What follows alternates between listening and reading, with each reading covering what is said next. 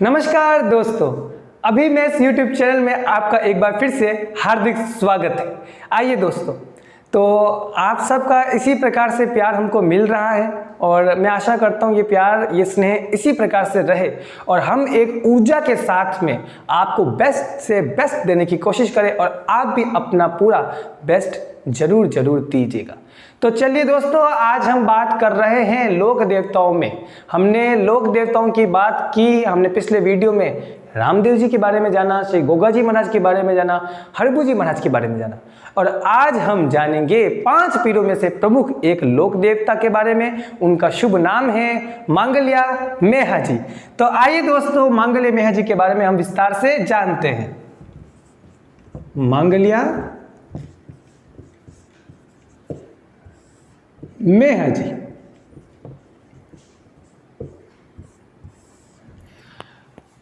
अपने स्वाभिमान, अपने वीर स्वभाव, अपनी शूरवीरता के साथ इतिहास में इन्होंने अपना बहुत बड़ा योगदान भी दिया है और मेहा जी महाराज को लोक देवता के रूप में पूजा जाता है। आइए दोस्तों, मांगल्या मेहा जी के बारे में विस्तार से जानते हैं। मांगल्या मेहा जी का जन्म हुआ टापू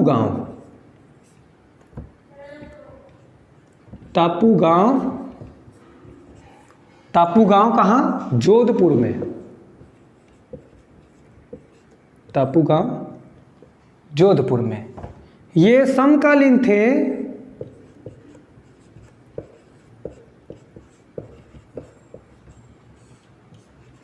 मेहा जी महाराज, समकालीन थे राव चुंडा के। मेहा जी महाराज समकालीन थे राव चुंडा के। इनके पिता का नाम, तो इनके पिता का नाम था कोतु करनोत। नोट करते रहिएगा दोस्तों, कोतु, पिता इनके कोतु करनोत। माता का नाम माता मायर दे।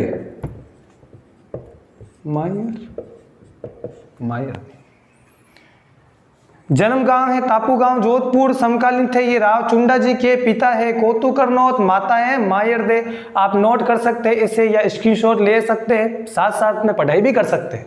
माता है मायर दे, पिता कोतु करनोत, समकालीन राव चुंडा के। जन्म गांव है टापू गांव जोधपुर। अब इनके घोड़े का नाम जान लेते हैं। कई बार प्रश्न आता है कि मेहा जी के घोड़े का नाम बताइए, तो घोड़े का नाम था किरण काबरा।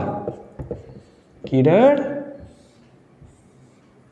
काबरा इनके घोड़े का नाम रखा गया है, किरण काबरा। अब हम विस्तार से जानते हैं मेहा जी के बारे में। तो दोस्तों, मेहा जी को मेहा जी मांगल्या क्यों कहते हैं? तो मांगल्या इनकी ननिहाल गोत्र है। ननिहाल गोत्र है मांगल्या।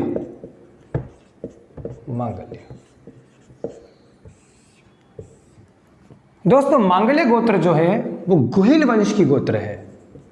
जी हाँ, गुहिल वंश। गुहिल वंश की एक गोत्र है सिसोदिया।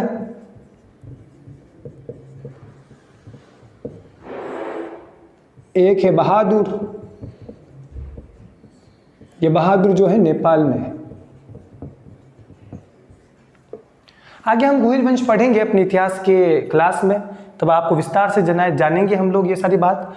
ननिहाल गोत्र है मेहा जी की मांगल्या और इनकी जो पिता की गोत्र है, कॉम्पिटिशन्स एग्जाम में या बुक्स हम गाइड पढ़ते हैं कई बार आया है, पवार क्षत्रिय। पवार क्षत्रिय इनके पिता की गोत्र है।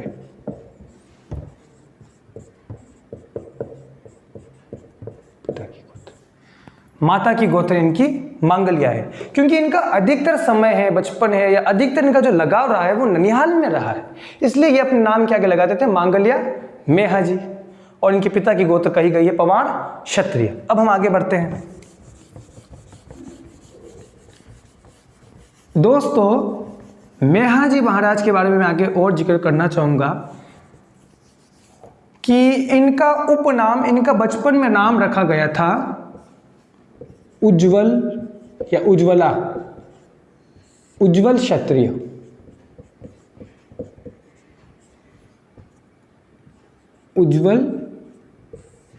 उज्ज्वल क्षत्रिय इनका उपनाम।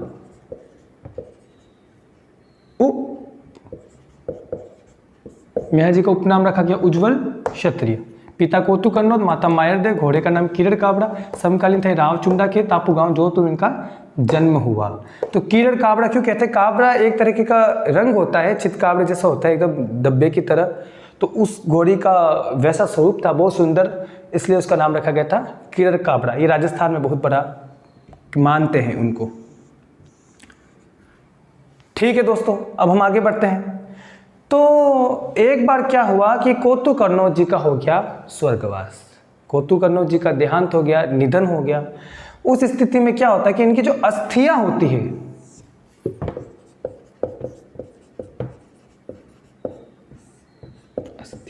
जिन्हें फूल कहते हैं, फूल, राजस्थानी में किसी के अगर मृत्यु हो जाती है या स्वर्गवास हो जाता है, उस समय जो उनकी अस्थियां बचती हैं उन्हें फूल कहा जाता है। तो मेहाजी महाराज अपने पिता के फूल लेके कहां गए? तीर्थ गुरु तीर्थराज पुष्कर में। पुष्कर, अजमेर, यहां गए। और उस समय जो पुत्र का कर्तव्य होता है वो मेहाजी ने निभाया। मेहाजी ने उन फूलों को पुष्कर झील में विसर्जित किया, पिंडदान किया, जो भी उस समय पूजा पद्धति थी मेहाजी महाराज ने की। तो उस समय एक संस्कार और हुआ करता था राजस्थान में कि उस समय उस स्थान पर किसी न किसी को धर्म भाई या धर्म बहन बनाया जाता है। दोस्तों राजस्थान में जो धर्म भाई और धर्म बहन का जो रिश्ता है बहुत बड़ा और बहुत सुंदर होता है। और मेहाजी ने भी इसको निर्माण किया और इसके साथ में अपने धर्म बहन बनवाई उन्होंने उस समय पुष्कर में। दोस्तों मैंने पिछले वीडियो में बताया था कि रामदेव जी की भी धर्म बहन बनाई हुई है और उसका नाम है डालीबाई।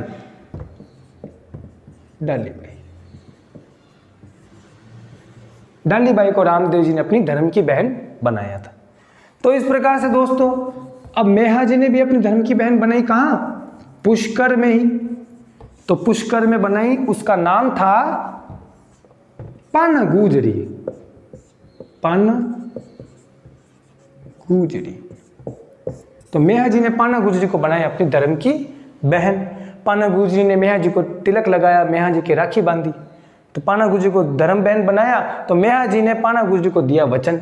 वचन ये दिया कि बहन कभी भी तुम्हें मेरी सहायता की आवश्यकता पड़े तो बिना संकोच के तुम मेरे पास तापू गांव चलिए आ जाना या संदेशा भिजवा देना।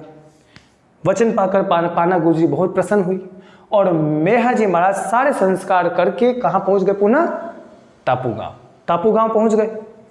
अब हम आगे बढ़ते हैं। ये सब आप नोट कर लीजिएगा दोस्तों और साथ साथ में आप रीडिंग कर सकते हैं और तैयारी जारी रख सकते हैं। ठीक है, तो मेहाजी आ गए तापू गांव। अब कुछ समय बीता, लंबा वक्त बीता और एक समय पड़ गया पुष्कर में अकाल पड़ गया। तो उस त्रिकाल में, उस अकाल में खाने पीने की हर तरह की कमी आ गई, पशु पक्षी भी मरने लग गए। तब पाना गुजरी ने सोचा कि हाँ मेरे भाई मेहाजी ने मुझे एक वचन दिया है कि जब भी संकट आए तुम मुझे जरूर याद करना। तो ऐसा सोचकर, ऐसा विचार करके पाना गुजरी की बहुत सारी क्या थी? गायें। दोस्तों राजस्थान में गायों की बड़ी महिमा है। गायों को माता का दर्जा है और गाय को गावो विश्व से माता रखा गया है। गावो विश्व से माता, यानी गाय विश्व की माता है। गाय विश्व की माता है। दोस्तों आपको पता होगा कि जो मां शब्द है ना, हम अपनी माता को मां कहते हैं, तो जो मां शब्द भी गाय से आता है। गाय जब रंभाती है, गाय जब रंभाती है तब मां नाम की एक ध्वनि निकलती है। ध्यान से सुनना कभी, तो मां नाम की जो ध्वनि निकलती है तो कहते हैं गाय शब्द, गाय, ये मां शब्द जो है गायों से आया है। आगे बढ़ते हैं हम। तो दोस्तों पाना गुजरी की जो गायें थी पाना गुजरी अपनी गायों को लेकर कहाँ जाने लगी? टापू गांव। पुष्कर से टापू गांव की ओर बढ़ने लगी अपनी गायों को लेकर। मार्ग में क्या हुआ? मार्ग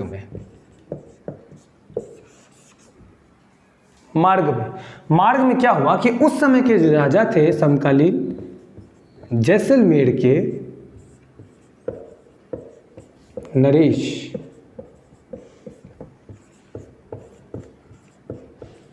राणक देव जी भाटी, समकालीन राजा थे जैसलमेर के राणक देव भाटी। कई गाइड बुकों में इनका नाम आया है दुर्जन शाल, एक जगह नाम आया है दूदा शाल।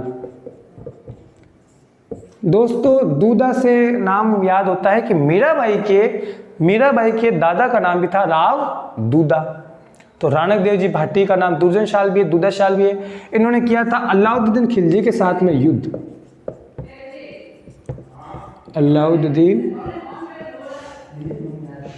खिलजी के साथ युद्ध।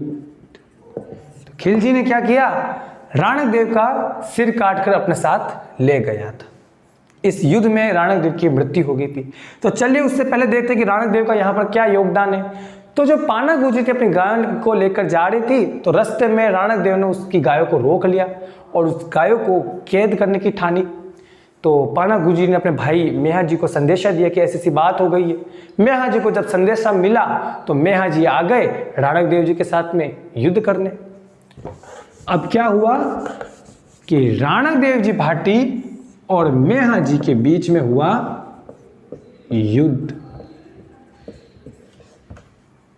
यह युद्ध कहां हुआ? बापिनी में। बापिनी गांव पड़ता है जोधपुर में। यह युद्ध हुआ बापिनी में, बापिनी जोधपुर में। और इस युद्ध में मेहा जी महाराज वीर गति को प्राप्त हुए थे। जी हाँ दोस्तों, मेहा जी महाराज हुए वीर गति को प्राप्त। इसी की याद में दोस्तों मैं बताना चाहूंगा, बापिनी में मेहा जी महाराज का मंदिर बना। मुख्य मंदिर मेहा जी का कहाँ है? बापिनी में। बापिनी में मंदिर बना, इनका थान कहते हैं मेहा जी का। मेहा जी का स्थान, मेहा जी का थान। और भाद्रपद कृष्ण अष्टमी को, भाद्रपद कृष्ण अष्टमी को यहां पर मेला भरता है। मेला भरता है। कहां पर भरता है? बापिनी में मेहा जी का मेला भरता है। दोस्तों भाद्रपद कृष्ण अष्टमी को श्री कृष्ण जन्माष्टमी भी आती है। मैंने अपने पिछले वीडियो गोगा जी का जो वीडियो बताया था, आप जरूर देखना पुनः, कि भाद्रपद कृष्ण अष्टमी को कृष्ण जन्माष्टमी भी आती है। भाद्रपद कृष्ण अष्टमी को रेण राम सनी संप्रदाय के पंथ के आद्याचार्य श्री दरियाव जी महाराज का भी अवतरण हुआ था। भाद्रपद कृष्ण अष्टमी को विष्णुई संप्रदाय के प्रवर्तक श्री जाम्बू जी महाराज का भी अवतरण हुआ था। और भाद्रपद कृष्ण अष्टमी को मेहा जी महाराज का मेला बढ़ता है बापिनी गांव में। मेहा जी महाराज पूजनीय है इसलिए क्योंकि ये भी शकुन शास्त्र के ज्ञाता थे। शकुन शास्त्र ज्ञाता। दोस्तों मैंने हरबू जी का भी एक वीडियो बताया, उसमें भी बताया गया था कि मेहा जी भी शकुन शास्त्र के ज्ञाता है और हरबू जी भी शकुन शास्त्र के ज्ञाता है। हरबू जी के वाहन का नाम सियार कहा गया है। ये भी गायों के लिए बहुत प्रतीक माने गए हैं। तो हरबू जी के वाहन का नाम सियार है और हरबू जी महाराज भी शकुन शास्त्र के ज्ञाता है और मेहा जी महाराज भी शकुन शास्त्र के ज्ञाता है। इसके अतिरिक्त मेहा जी महाराज लोक सेवक भी रहे हैं, प्रजा सेवक रहे हैं, स्वाभिमानी रहे हैं। स्वाभिमानी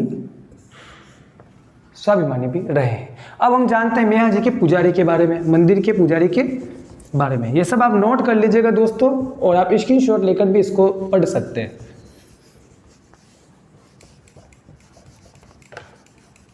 तो पुजारी, इनके पुजारी हैं मांगल्य गोत्र के क्षत्रिय।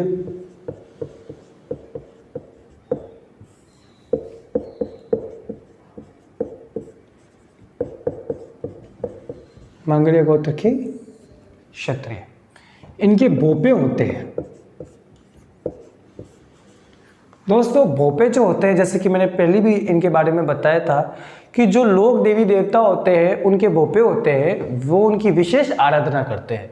उस विशेष आराधना के दौरान जो भी देवी देवता होते हैं उनके जो शक्तियाँ होती है वो भोपों के अंदर आती है, भोपों के अंदर आती है। उससे वो अपना प्रभाव दिखाते हैं और जनता को कई गूढ़ बातें बताते हैं। तो मेहा जी के भोपे होते हैं, और मेहा जी के जो भोपे होते हैं उनका वंश नहीं चलता है, वंश नहीं चलता है, वंश नहीं चलता है, यानी भोपों के पुत्र संतान नहीं हो पाते। तो मेहा जी के भोपे होते हैं, उनका वंश नहीं चलता है, उनके पुजारी मांगल्य गोत्र के क्षत्रिय होते हैं। तो इस प्रकार से दोस्तों मेहा जी महाराज का वर्णन आज हमने किया है।